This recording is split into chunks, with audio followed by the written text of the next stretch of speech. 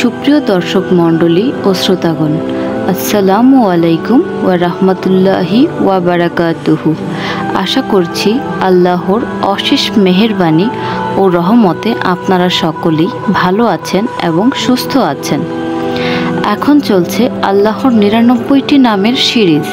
এই সিরিজে আমরা আল্লাহর ৯৯টি নামের অর্থ, আমল ও ফজিলত সম্বন্ধে ডিটেইলসে আলোচনা করব। আপনারা যদি আল্লাহর ৯৯টি নামের অর্থ, আমল ও ফজিলত সম্বন্ধে ডিটেইলসে ধারণা পেতে চান, তাহলে চ্যানেলটি সাবস্ক্রাইব করে পাশেই থাকুন। হাদিসের বর্ণনায় জানা যায় আল্লাহ ছাড়া আরও ৯৯টি নাম আছে। হযরত আবু হুরায়রা রাদিয়াল্লাহু তাআলা হতে বর্ণিত, নিঃসন্দেহে আল্লাহ পাকের ৯৯টি নাম আছে। যে ব্যক্তি এই নামসমূহ মুখস্থ করে ও জিকির করবে, সে অবশ্যই বেহেশতে প্রবেশ করবে। মাশাআল্লাহ। আল্লাহ পাকের এই সমস্ত নাম ধরে ডাকলে অবশ্যই তিনি সাড়া দেবেন। পবিত্র কোরআনে এর প্রমাণ পাওয়া যায়। আল্লাহ পাক কোরআনে বলেছেন, তোমরা আমাকে ডাকো, আমি তোমাদের ডাকে সাড়া দেব। আল্লাহ পাক নিজেই তার নামসমূহের জিকির করার জন্য নির্দেশ দিয়েছেন। কোরআনে আল্লাহ পাক বলেছেন, আল্লাহ পাকের উত্তম নামসমূহ রয়েছে, তোমরা নামসমূহ নিয়ে ডাকো। এছাড়াও মহানবী হযরত মুহাম্মদ সাল্লাল্লাহু আলাইহি ওয়াসাল্লাম বলেছেন, যে ব্যক্তি আল্লাহর ৯৯টি নাম মুখস্থ করবে এবং সে নিঃসন্দেহে জান্নাতে প্রবেশ করবে। আজ আমরা আপনাদের সামনে নিয়ে এসেছি আল্লাহর ৯৯টি নামের মধ্যে একটি সিফাতি নাম। এই নামটি হচ্ছে ইয়া বাসিতু। চলুন জেনে নেওয়া যাক ইয়া বাসিতু নামের অর্থ, আমল ও ফজিলত সম্বন্ধে। ইয়া বাসিতু নামের অর্থ হচ্ছে হে জীবিকা প্রশস্তকারী। চলুন এখন ইয়া বাসিতু নামের আমল সম্বন্ধে জেনে নেওয়া যাক। এই বরকতময় নামটি কোনো ব্যক্তি যদি প্রতিদিন নামাজের পর পাঠ করে এবং মেশক জাফরান দ্বারা লিখে সঙ্গে রাখে, তাহলে সে অভাবনাময় পন্থা থেকে জীবিকা লাভ করবে এবং তার চিন্তা ভাবনা দূর হয়ে যাবে এবং সে কারো মুখাপেক্ষী হবে না। মাশাআল্লাহ। এর পরের আমলটি হচ্ছে, আর কোনো ব্যক্তি যদি প্রতিদিন ৭২ বার পাঠ করে, সে সর্বপ্রকার বালা মুসিবত হতে দূরে থাকবে। আপনি যে কোনো সময় ৭২ বার পাঠ করে নিতে পারেন। প্রথমে এবং শেষে সাল্লাল্লাহু আলাইহি ওয়াসাল্লাম পাঠ করে নিতে পারেন, অথবা যে কোনো দুরূদ শরীফ পাঠ করে নিতে পারেন।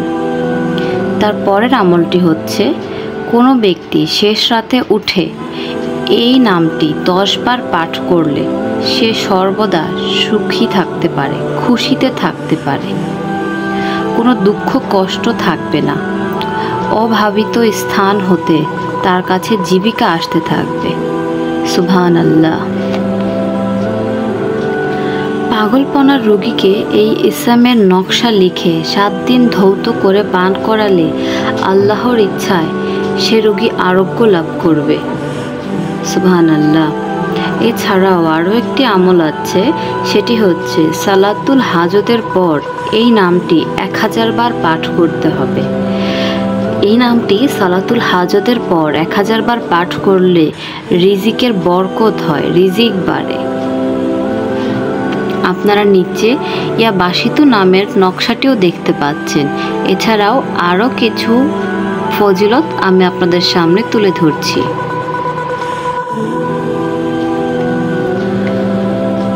প্রতিদিন নিয়মিতভাবে ইয়া বাসিতু নামটি ফজরের নামাজের পর মোনাজাতের মতো হাত উঠিয়ে ২১ বার পাঠ করে ফুঁক দিয়ে সে হাত মুখের ওপর মুছে নেবে। ইনশাআল্লাহ এই আমলের ফলে অন্যের মুখাপেক্ষী হতে হবে না এবং রিজিকে বরকত বাড়বে।